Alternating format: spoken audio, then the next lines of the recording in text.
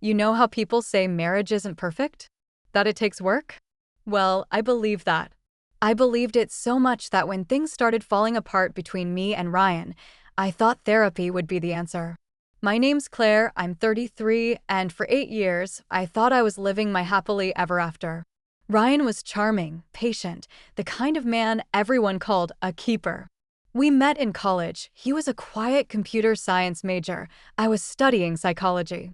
He proposed on our 5th anniversary with my favorite song playing and candles everywhere. But somewhere along the way, something shifted. He started coming home late. Not in the busy at work way, but in the emotionally gone way. Conversations got shorter. Touches became rare. His phone? Always upside down, locked silent. I told myself it was stress. That's what wives do, right? We justify. We carry the weight of both people until we collapse. The night everything changed was a Thursday. We'd fought, nothing dramatic, just the usual cold silence. He slept on the couch.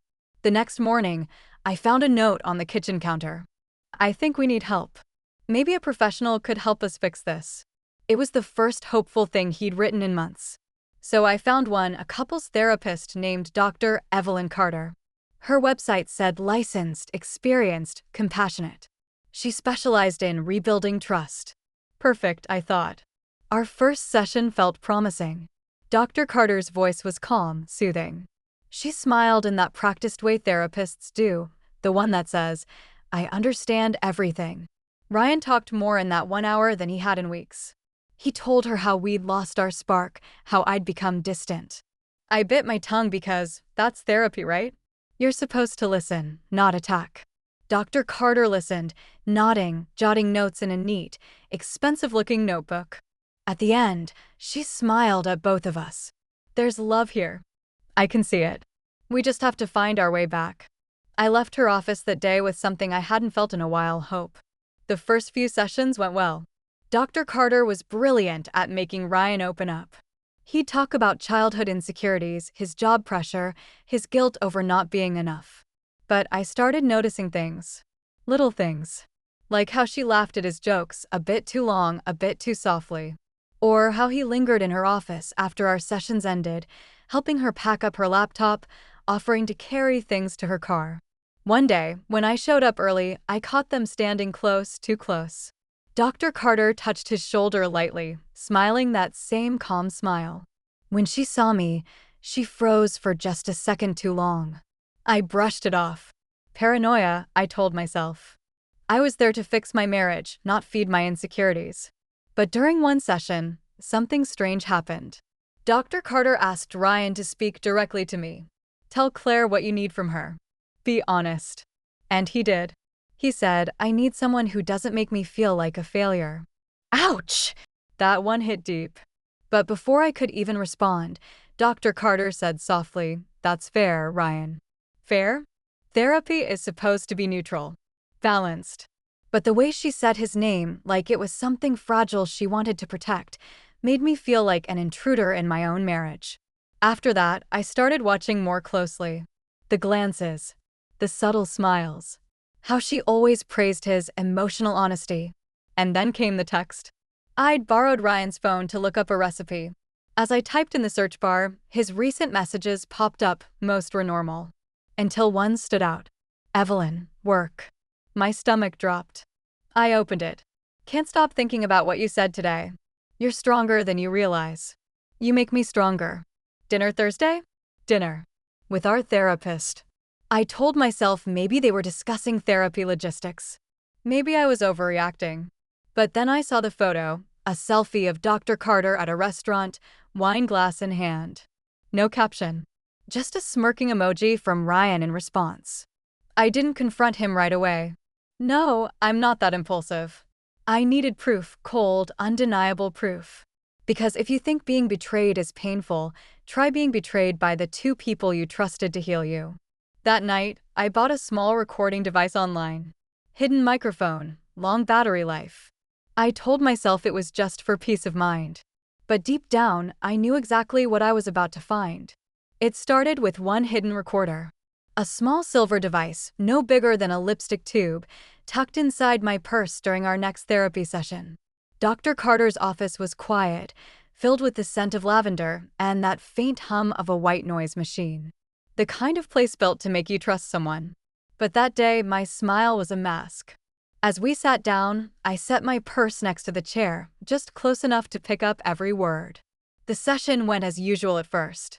Dr. Carter guiding, Ryan opening up, me sitting there wondering how long I'd been the third wheel in my own relationship. Then came the moment that changed everything. Ryan mentioned our dinner conversation. My pulse quickened. Dr. Carter's tone softened, softer than any professional tone should be. That was an important night, she said. I'm glad you could finally be honest about what you really want. Ryan's voice dropped, almost tender. I can't stop thinking about it. About you. The air in that office froze. Dr. Carter hesitated, but didn't stop him. Didn't redirect. Didn't remind him of boundaries. Instead, she whispered, "We need to stay professional, Ryan. At least for now." For now. That was it. 3 little words, soft as silk, sharp as a knife. I held my breath through the rest of the session, praying they wouldn't hear the pounding in my chest. When I got home, I played it back. Once. Twice. 10 times. Each time, it got worse. There was flirting, laughter, emotional intimacy that had no business existing between a therapist and a client. And yet, I didn't cry. Not yet. No, I was past that stage. What I felt was something far more dangerous: clarity. So I kept recording. Every session. Every text I could find. Every call that accidentally went to voicemail. 2 weeks later, I had enough to destroy them both. But I didn't just want justice. I wanted theater. Our final therapy session was scheduled for a Friday. I dressed carefully that morning, simple, elegant, a calm before the storm. Ryan didn't notice my mood. Why would he? He was too busy straightening his tie and texting someone under the table. Dr. Carter greeted us with that same gentle smile, pretending nothing was wrong. We sat down. She started with her usual tone. "How have things been this week?" I folded my hands and smiled. "Actually, I'd love to share something today." Ryan looked at me surprised. Dr. Carter smiled encouragingly. "I wanted to show you both something," I said. "A recording." I pulled out my phone, connected it to the small Bluetooth speaker I'd brought in my bag. My heart was steady. My hands didn't shake. The first voice to play was Dr. Carter's. "We need to stay professional, Ryan. At least for now." Her face went white. Ryan froze. "Claire, what the hell is this?" I leaned back in my chair, voice calm. "That's what I was hoping you could tell me." Dr. Carter stammered, "That's completely out of context." "Oh, don't worry," I said sweetly. "There's more context coming." I tapped play again. This time, the recording caught Ryan whispering, "I wish I'd met you before, Claire." And her replying softly, "Maybe it's not too late." The silence that followed was delicious. Ryan stood, face red, hands trembling. "You were spying on us?" "Spying," I repeated. "No. Recording evidence. Big difference." Then I did what no one expected. I turned to Dr. Carter and smiled. "You know, as a licensed therapist, you might want to refresh yourself on the American Psychological Association's Code of Ethics. Section 10.05, Sexual Intimacies with Current Therapy Clients. That's a career ender." Her lips parted, but no sound came out. "I already sent these recordings," I continued, "to the state licensing board.